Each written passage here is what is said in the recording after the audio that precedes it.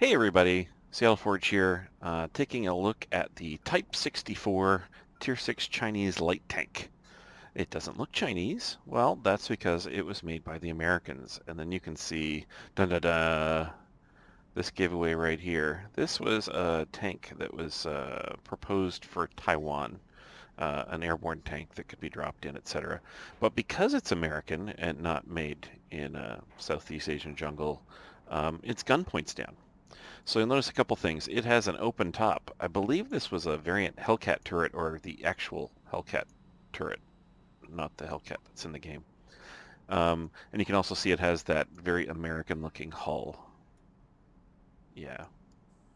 Boxy, but good. So this is not quite as chunky as my other Tier 6 light tank, which is the American T-37, but you can see the genetic similarities, as it were, and this is a chunky monkey.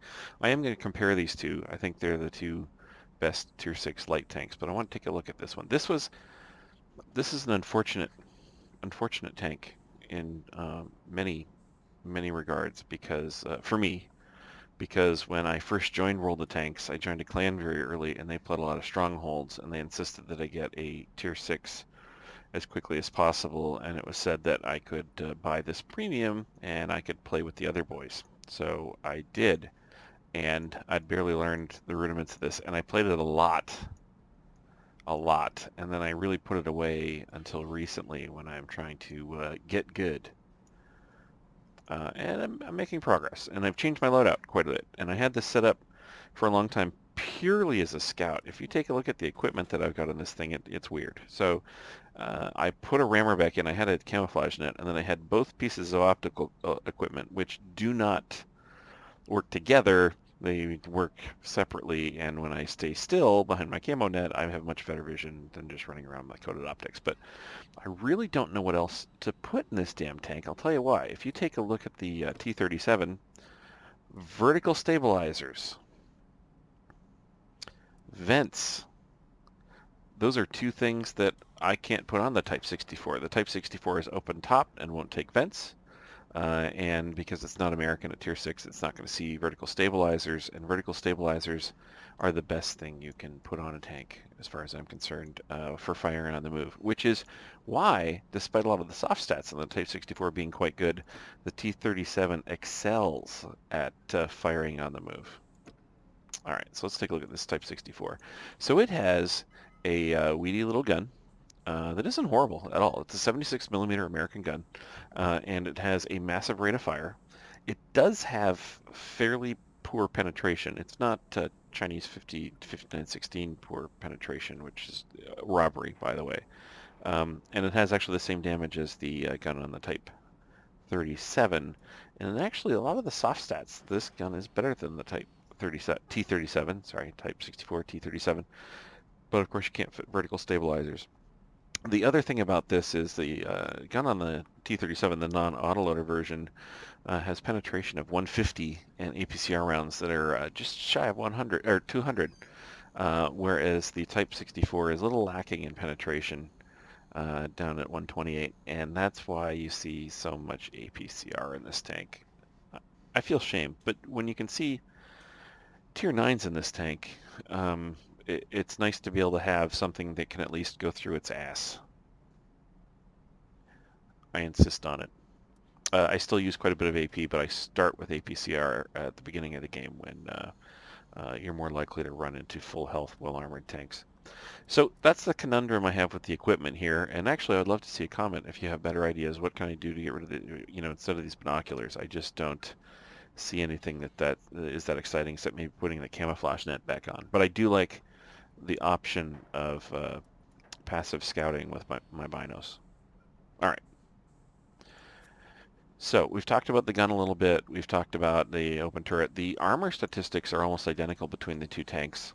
And although this is a little bit nippier than the T-37, it's a little lighter weight and so on, it doesn't always feel it.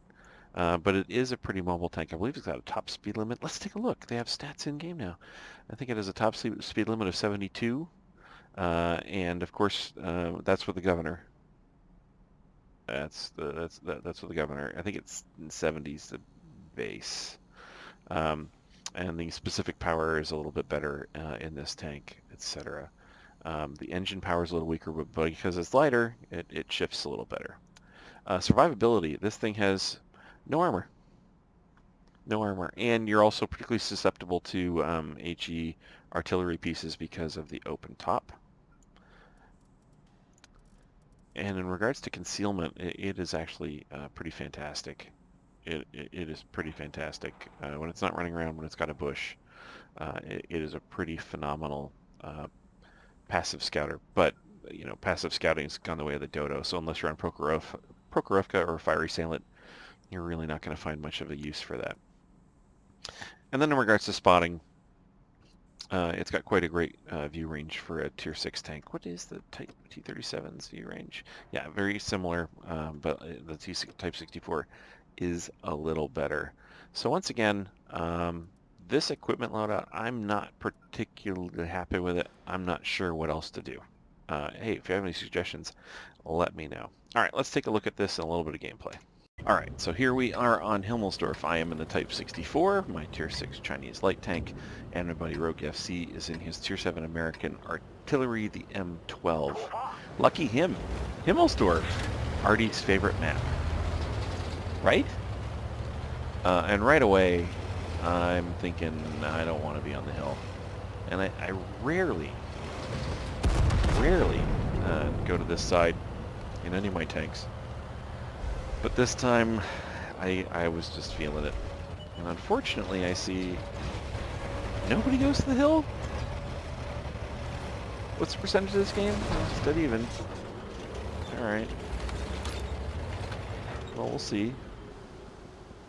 See? So I set up over here, and I get my binos active, and I'm hoping I'm going to be able to spot a few things as they creep across the back here. And I thought I might go take a peek at that leopard, but he is dead before I can even get there. Our SU-100 M1 in this game is a boss. He might be a tomato by day, but on Himmelsdorf at night, he's an animal. An animal! Alright, I'm really worried about what might be up here on my left, but I've got to go peek this Stur Emil because I can hurt him. And hopefully he'll be distracted, not looking at me. He's almost looking at me, and I miss one. Didn't quite let the gun settle. Bounce one with APCR, my Stur Emil, but I do put one in there. But he gets away with 28 hit points. I noticed the M12 on my left, and I'm pissing my pants. And I'm hoping maybe he doesn't see me. And of course, moving, I completely miss another one, and that one dives straight in the dirt in front of me. Alright, so land one on the M12. Feeling good about that. Land another one and end him. Stur Emil still out of reach here. It's 5-1 for our team. Looking good at this point. Pretty good. Their lights have largely been eliminated, not all of them, and I'm going to get some BDR. And he's distracted by our SU M1, who's up on 4 kills at this point. Look, I'm helping. There's a tank in the way. I'm helping. And I finishes them off with a shot in the turret, and we are able to move into their base area. Now, we did have some tanks kind of move up to engage the hill, but they're playing a sort of passive, defensive... I mean, what are they going to do at this point, right? You can't crest. And the enemy... Oh, my goodness, it's 6-3, so those tanks going up on the hill are getting slaughtered. Our team is pushing hard on the 8 line. And I can't quite get a shot on this Stug 3G. The T-29 is playing really smart. He's pushing cover in front of him, covering his hull. But it made it very hard, but I did get in there and steal the kill on the Stug. And I know there's fireflies here, but I'm actually going to try and just blow past him. Hope I don't get tracked, don't get tracked, don't get tracked, don't get tracked. Excellent. He's probably pissed at that opportunity missed. So I'm going to go take some pops at KV2. I didn't want to deal with the DPM of the Firefly, but I have no problem trying to deal with the... Oh, I take 512 hit points off myself. Running to the back of this KV2, but he either can't quite get his gun down or there's something wrong with his tank. and I get my 4th kill for the game. 12-6. Got a T-25-2 in the back end, and Rogue FC is going after him. Going after him hard with his artillery. Cromwell last seen up on the hill, and I'm going to make my way back for base defense. Hey, you can hear my phone? I'm popular. Alright. Making my way back for base defense. We do have 2 on the cap. This is going to be over quickly, one way or the other. And I'm hoping that they'll kind of break the cap and go after the arty that's presented themselves like they did. And I try to make my way over to tag some T-25-2 and no luck. Quick game.